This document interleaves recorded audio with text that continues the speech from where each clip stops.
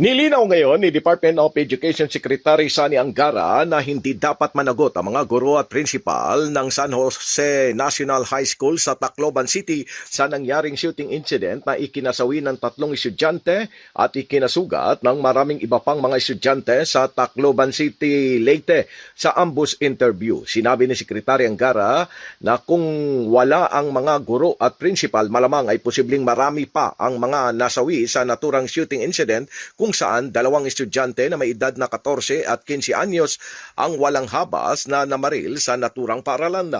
Paliwanag pa ni Secretary Angara na ang dapat managot ay kung sino ang nagmamay-ari ng baril na ginamit ng mga minor de edad na estudyante, gayon din ang 2 suspect na estudyante.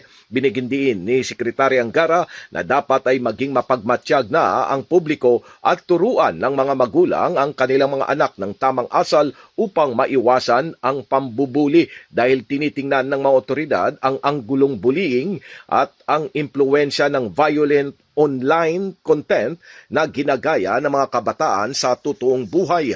Dagdag pa ng kalihim na nagkaroon ng trauma ang principal, mga guro, lalong-lalo na mga estudyante sa naturang paralan dahil sa malaghim na trahedya. Ng mga magulang, yung mga guro, pati principal, ano po masasabi niyo? Meron mo ba kayong gagawin dito? Ay, hindi siguro yung mga guro. In fact, kasi kung hindi dahil sa mga guro, siguro mas maraming namatay dito. Principal daw? Oo, yung principal, hindi rin naman siguro. Sa akin, well, sinabi na naman ng PNP to, papanagutin yung magulang. Hindi yung kanino nang galing yung baril. Okay, thank you po. Kasi hindi po naman po natural na may baril ang mga bata, di ba? Hindi naman lahat ng bahay may baril, pero parang nakakuha ng baril yung 2 bata. So, Last na lang sa hindi lang sa peace and order problem. Tingin namin, kailangan i-manage din yung mga bata kasi parang exposed sila to a lot of violence online. Tapos marami wala ring magulang. Ang sabi sa akin, yung isa sa mga shooters or children in conflict with the law, parang yung father nasa ibang probinsya, nagkakuhan ka ng trabaho. So,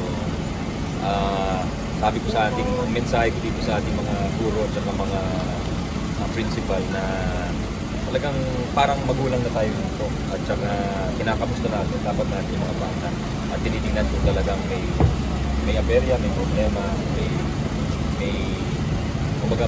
hindi regular yung bata.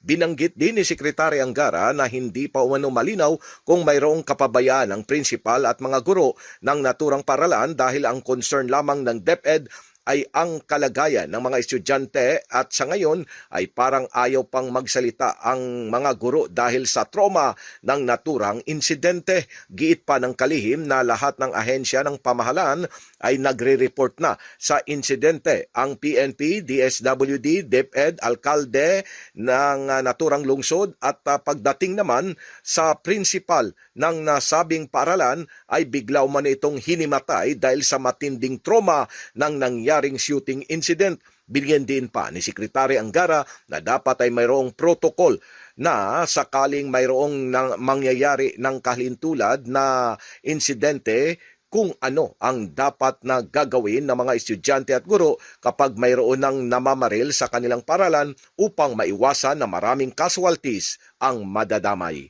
Pilipinas, mula sa DepEd, Silvestre Rambulabay, Radyo Kayumanggi.